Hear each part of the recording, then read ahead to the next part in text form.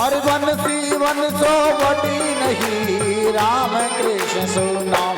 किशोरी कुछ ऐसा हो इंतजाम हो जाए, किशोरी कुछ ऐसा इंतजाम हो जाए।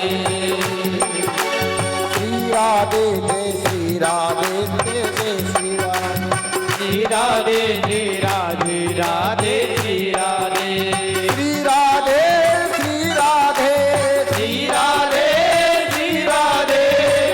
किशोरी कुछ ऐसा इंतजाम हो जाए, किशोरी कुछ ऐसा इंतजाम हो जाए। राधे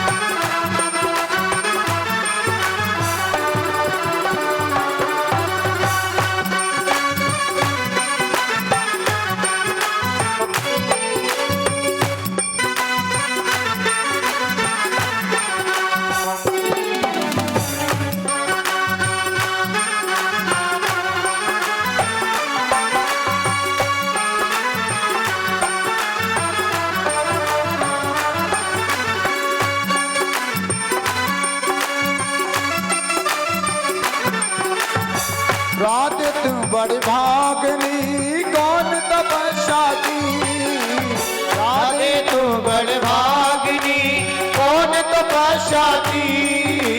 तीन लोक तारण करने सो तेरो आदि, किशोरी कुछ ऐसा इंतजाम हो जाए, किशोरी कुछ ऐसा इंतजाम हो जाए, किशोरी कुछ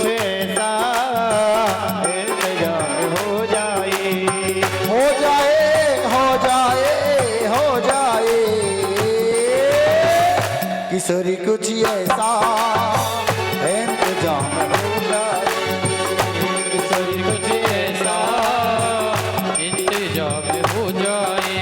श्री राधे जय श्री राधे जय श्री राधे, श्री राधे श्री राधे राधे श्री राधे। हरि बोल।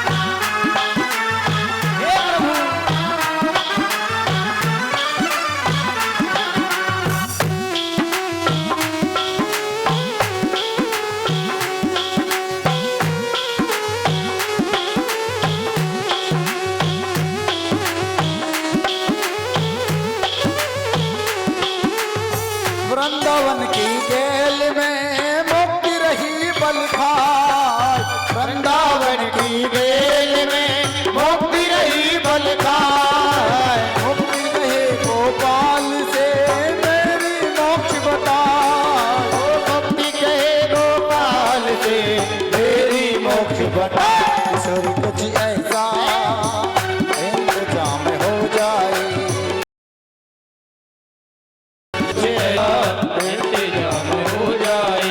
श्री राधे जय श्री राधे जय श्री राधे, श्री राधे श्री राधे जय जय राधे। श्री राधे श्री राधे श्री राधे, श्री राधे श्री राधे श्री राधे जय जय श्री राधे। किशोरी कुछ ऐसा इंतजाम हो जाए, किशोरी कुछ ऐसा इंतजाम हो जाए, किशोरी कुछ ऐसा इंतजाम हो जाए, कुछ ऐसा इंतजाम हो जाए। श्री राधे श्री राधे राधे श्री राधे, श्री राधे श्री राधे राधे श्री राधे, श्री राधे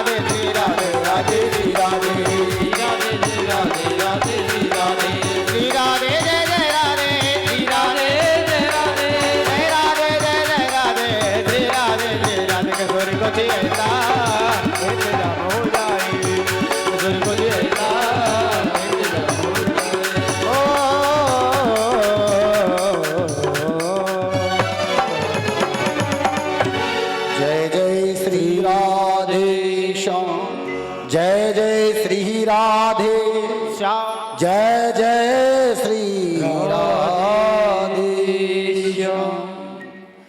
किशोरी कुछ ऐसा इंतजाम हो जाए। महाराज परम मंगल करुणालय गुरुनारे भगवान के चरणों में कोटि कोटि प्रणाम करते हुए आज कथा में प्रवेश कर रहे हैं।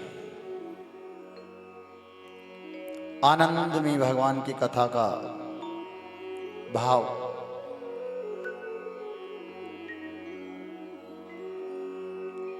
श्री सुखदेव स्वामी राजा परीक्षित से महाराज बड़े प्रभावित हो रहे हैं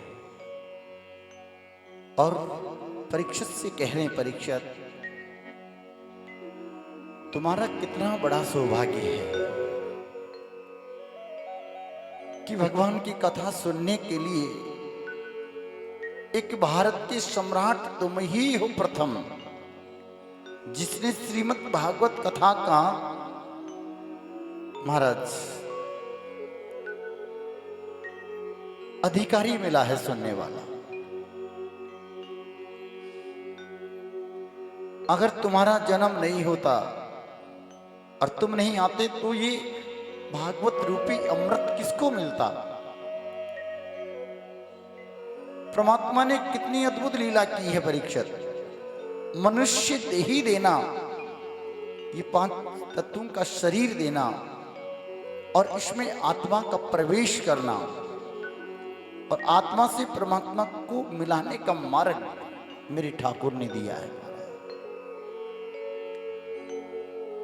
ये देही तो पशु की भी है, ये देही तो हर इंसान के पास प्राप्त हो जाएगी, जीव जंत हर किसी के पास में प्राप्त है, परंतु मनुष्य देही मिलना बहुत दुर्लभ है। हमारा मनुष्य देही मिलना बहुत दुर्लभ है और इस देही को प्राप्त करने के लिए बहुत प्रयास करना पड़ता है। महाराज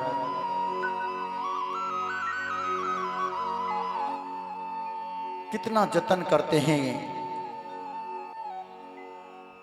कि बार बार में हे भगवान मनुष्य देही प्राप्त हो, हे भगवान हमें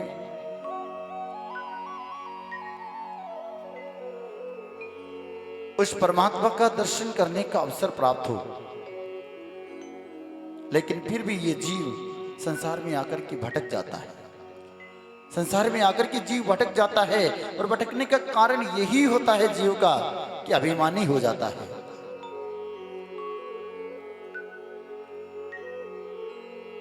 परीक्षित तुम्हारे जैसे श्रोता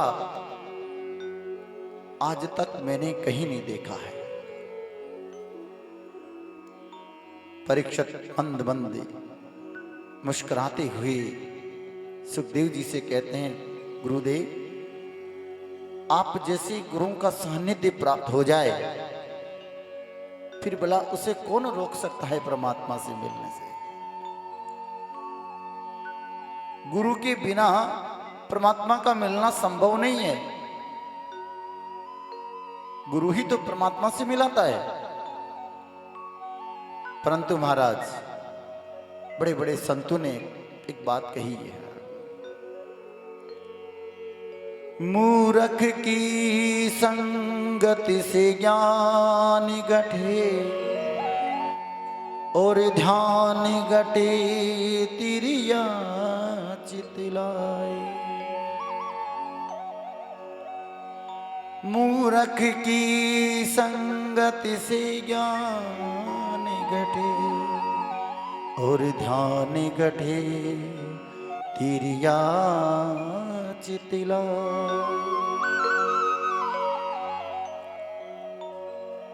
मान गठे कुछ मुख से मांगी और प्रेम गठे नित्य की घर आए। साधु की संगत से आस गठे और रोग कटे कुछ औसत खाया, दिल का दुखी कटे रे भाई, गोविंद गोविंद के गुण गा।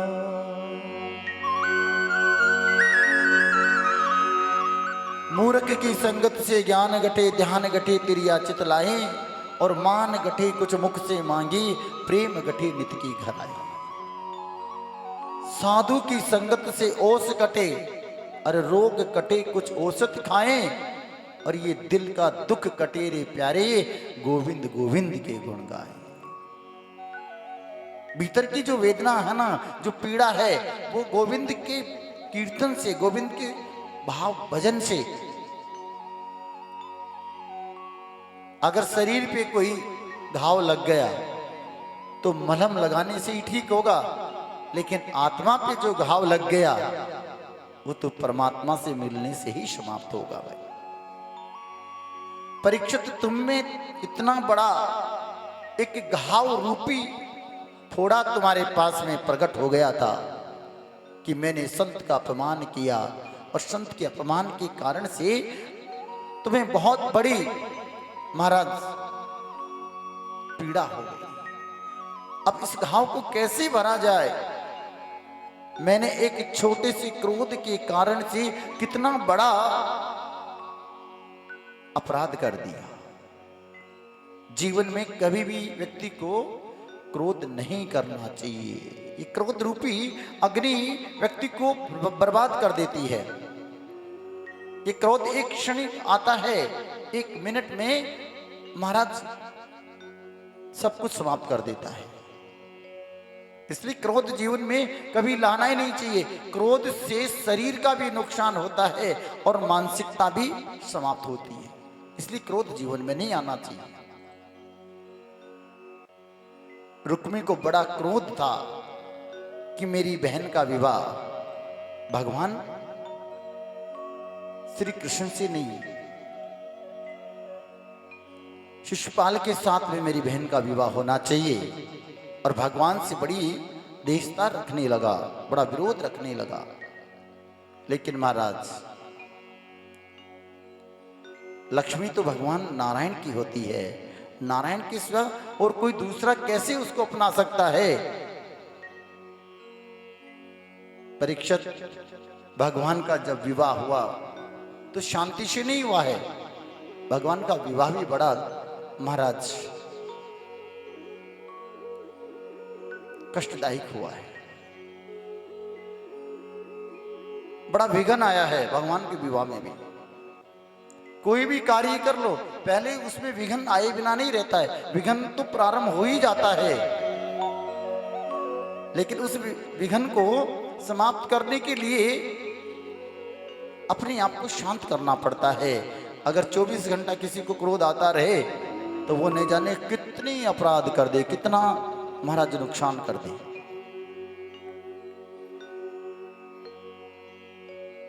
परमादरणीय श्री सुखदेव जी कहते हैं, राजन, जब भगवान अपने रथ में बैठ करके आए, गर्गाचार्य जी के द्वारा पता चला, पत्र में लिखा हुआ, हे स्वामी, मैंने तो आपको अपना पति स्वीकार कर लिया है, और मेरा भाई रुक्मी कहीं और मेरा विवाह करना चाह रहा है, तो आप हो प्रभु, आपकी सहाय और मैं कहां जा सकती हूं? आप ही तो मेरे पति परमेश्वर है। रुक्मणी ने पत्र लिख करके दिया। पत्र में सारी वार्तालाप लिख करके दे दी कि मैं कात्यायनी देवी की पूजा करने जाऊंगी, प्रभु वहां आकर के आप मुझे मेरा हरण करके लेके चले जाना। भगवान ने विचार किया कि मैं हम कैसे पहचानेंगे कि तुम रुक्मणी हो?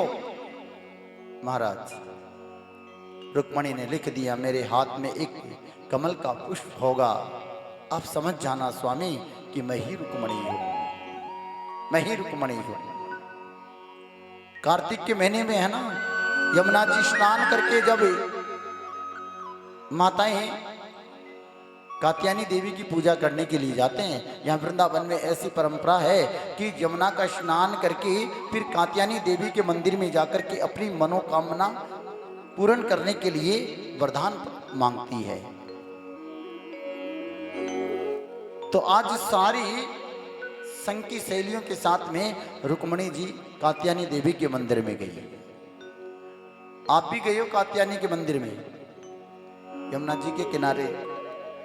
फिर आप आए हो वृंदावन है, लेकिन आपने बोले हम तो सब जगह घूम करके आए। कात्यायनी देवी के मंदिर में भी तो जाके आना चाहिए। कार्तिक का महीना है, बड़ा पुण्य में बताते हैं कि बहुत बड़ा ऐसा महीना आता है जो जिसमें मनोकामनाएं पूर्ण होती है। कात्यायनी के मंदिर में जाकर के भगवान से रुक्मणी ने हाथ जोड़ के प्रार्थना की। सारी व्यवस्था कर रखी रुक्मिणी ने, लेकिन महाराज सब व्यवस्थाएं धरी की धरी रह गई और भगवान रुक्मणी का हाथ पकड़ करके रथ में बिठा करके ले गए और चारों तरफ हल्ला मच गया कि ले गया ले गया ले गया ले गया ले गया ले गया। रुक्मणी कहती थी ब्राह्मणों को, जो सी पतड़ो देखी बता दे रे, कदी जाऊली सासिरे कदी शाम मिले लो रे, जो सी पतड़ो देखे बता दे रे। तो जोशी जी बताते थे, गिरगाचार्य ने कहा कि इस समय तुम्हारा विवाह होगा। उसी समय रुक्मणी ने पत्र लिख करके भेजा था। आज भगवान शांति से अपने द्वारका में बैठे हुए, एकदम शांत होकर के भगवान का विवाह हुआ। बड़ा आराम से भगवान बैठे हुए हैं। परीक्षित, जब भगवान अपने महल में बैठे हुए, कक्ष में बैठे हुए ना, उस समय महाराज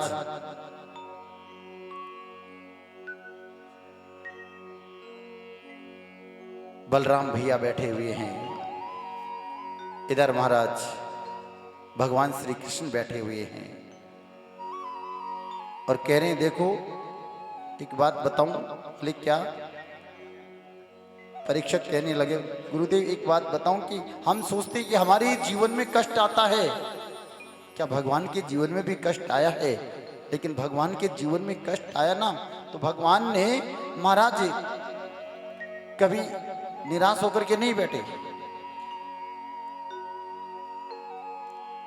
भगवान का विवाह हो गया, लेकिन एक बात कह रहे हैं परीक्षित सुखदेव जी से कि भगवान तो बिल्कुल शांत बैठे हुए हैं। अब शांति से बैठे हुए भी व्यक्ति को महाराज अच्छा नहीं लगता है। भगवान के आप और हम ये सोचें कि हमारे शत्रु है दुनिया में, हमारे शत्रु नहीं है। भगवान के भी बहुत से शत्रु बने हैं, बहुत से भगवान के भी विरोधी बने हैं।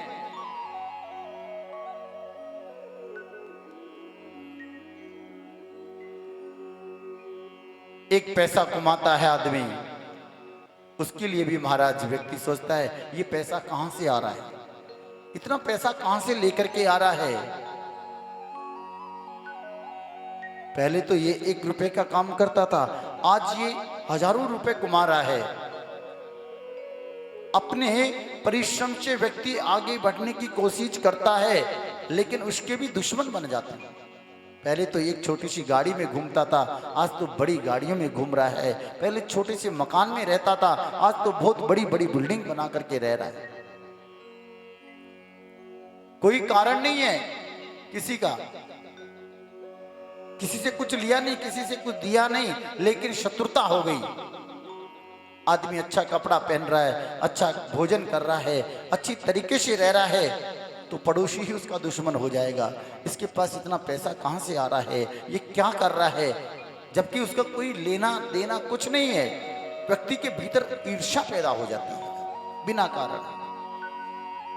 ये रोज इतना पैसा खर्च क्यों करता है? लेकिन महाराज संसार में व्यक्ति जो रहता है ना, वो अपने मेहनत मजदूरी से, अपने कारोबार से, अपने व्यापार से आगे बढ़ने की कोशिश करता है। कभी कभी तो व्यापार में भी अगर कोई व्यक्ति साथ लग जाता ना, वो भी सोचता है कि ये इतना व्यापार क्यों बढ़ रहा है इसका, उसको डाउन करने में लगेगा। ये हमारी मानसिकता है कि हम लोग महाराज जैसे एक पेड़ के ऊपर मकोड़ा चढ़ता है ना, तो दूसरा मकोड़ा उसको पकड़ के नीचे फेंकता है, उसे चढ़ने नहीं देता है। वैसे संसार में लोग ऐसे भी हैं महाराज कि अगर व्यक्ति कोई ऊंचाई पे चढ़ना चाहे ना, उसे गिराने की कोशिश करते हैं कि इतना ऊपर क्यों चढ़ रहा है। आप ये मत सोचना कि आप लोगों के शत्रु है, हम लोगों के भी बहुत से शत्रु है कि ये इतना कथा कर रहा है, इतना ऊपर क्यों चढ़ रहा है, इसका नाम क्यों हो रहा है। बहुत से शत्रु हो जाते हैं बिना कारण ही। ये तो ठाकुर का प्रसाद है, ये जिसको चाहे उसको देता है, जिसको चाहे उसको नहीं देता है। लेकिन हम अपने भाव, अपने मेहनत, अपने परिश्रम से अगर आगे बढ़ रहा है तो उसमें भी दिक्कत है महाराज। लेकिन महाराज थोड़ा सा दुख आ जाता है ना, थोड़ा सा कष्ट आ जाता है, आदमी के पास अधिक बल होता है ना, और कोई कमजोर व्यक्ति मिल जाता है ना, तो वो बेचारा उसके सामने निर्बल हो जाता है, उसकी मुट्ठी में हो जाता है। लेकिन परमात्मा कभी किसी की मुट्ठी में नहीं होता है। आप और हम ये सोचे कि भगवान को अपनी मुट्ठी में कर लें, आप ये सोचे कि हम पैसा देकर के भगवान को खरीद लें। भगवान पैसे से नहीं खरीदा जाता है, भगवान तो प्रेम से खरीदा जाता है, भगवान तो भाव से खरीदे जाते हैं, भगवान तो श्रद्धा से खरीदे जाते हैं। भगवान को खरीदना आसान नहीं है। लेकिन महाराज संसार के लोग थोड़ा सा कोई मकान बना दिया, भगवान के मंदिर बना दिया, उस मंदिर में थोड़ा मार्बल लगा दिया, थोड़ा काम करा दिया, तो कहते हैं ये हमने किया, ये हमने किया, ये हमने किया है। आदमी में बहुत बड़ा अहंकार आ जाता है। तो भगवान ने इस सृष्टि की रचना के लिए ब्रह्मा जी को बनाया। इस सृष्टि को बनाने वाले परमात्मा, इसका उद्धार करने वाले, इसका सिंगार करने वाले भगवान गोविंद है। उनके भी शत्रुओं की कमी नहीं थी, उनके भी बहुत से शत्रु थे। लेकिन महाराज समझदार व्यक्ति कौन है? जो हर परिस्थिति में एक रहे, दुख आए तो भी हंसता हुआ रहे और सुख आए तो भी हंसता हुआ रहे। लेकिन सुख में तो हम फूले नहीं समाते हैं और दुख में रोने बैठ जाते हैं। हमारा सुख में तो मेरे गोविंद को याद ही नहीं करता है कोई, और दुख आता है ना तो हमारा चरणों में गिर करके रोने लग जाते हैं, हे गोविंद, हे गोपाल। महाराज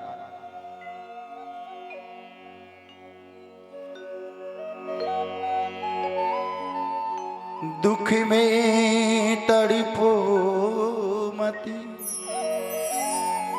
दुख में तड़पो मती, और सुख में फूलो मती।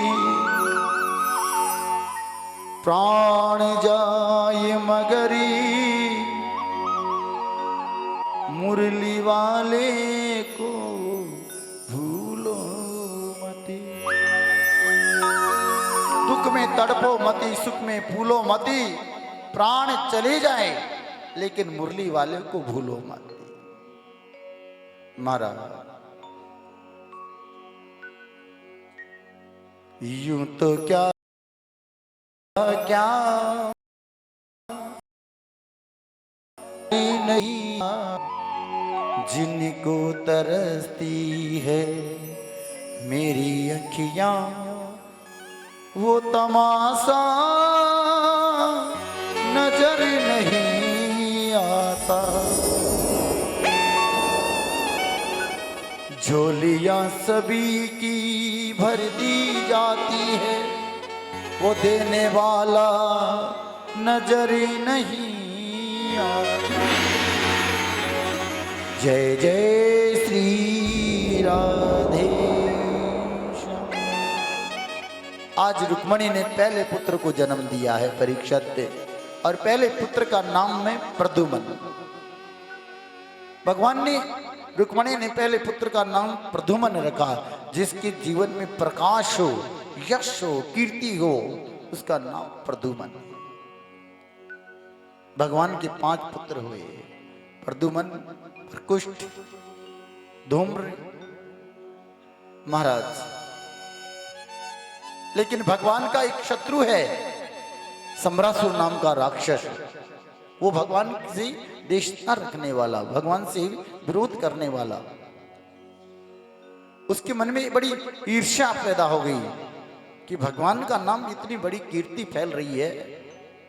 रात्रि को गया और जाकर के भगवान के सोई हुई बालक को उठा करके चुरा करके लेकर के आ गया,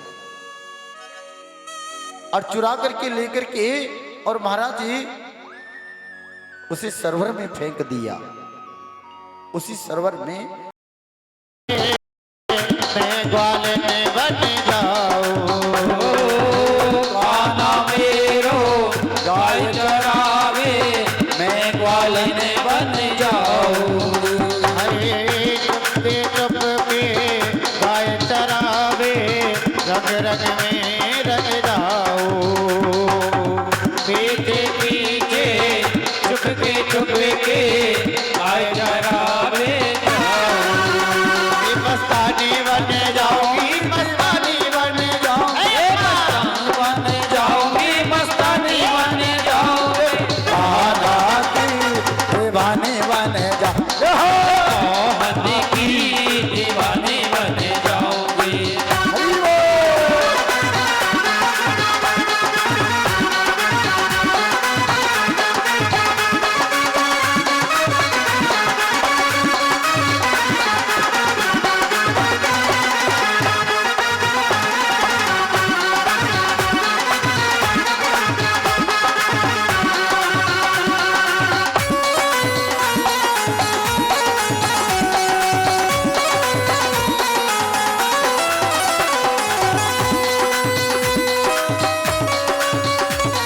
दीवानी बन जाऊंगी, मस्तानी बन जाऊं, दीवानी बन जाऊंगी, मस्तानी बन जाऊंगी, मोहन की दीवानी बन जाऊंगी।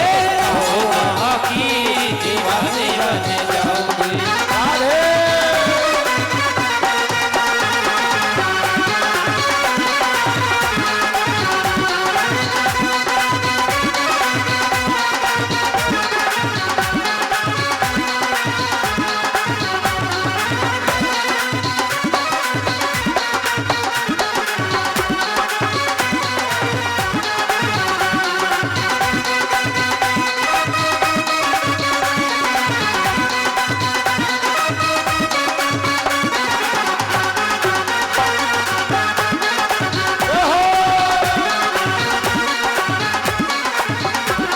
आए कान्हा मेरो यमुना नहावे, मैं मछली बन जाऊं। कान्हा मेरो जमुना नहावे, मैं मछली बन जाऊं।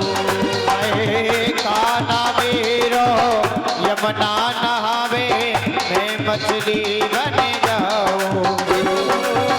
कान्हा मेरो गाय चरावे, मैं बन जाऊं। चरणन ते में ऐसी लपेटो, जीवन सफल बनाओ। चरितन से मैं ऐसे लिपटूं, जीवन सफल बनाऊं।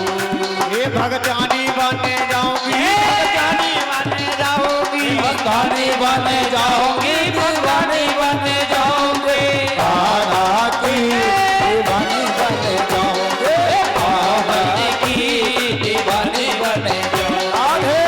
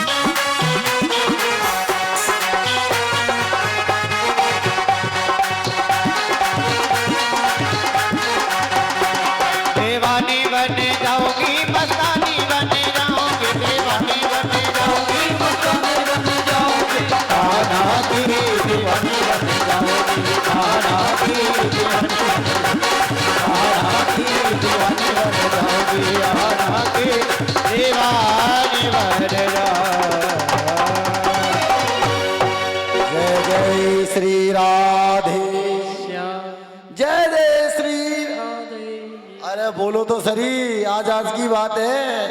जय जय श्री राधे श्याम।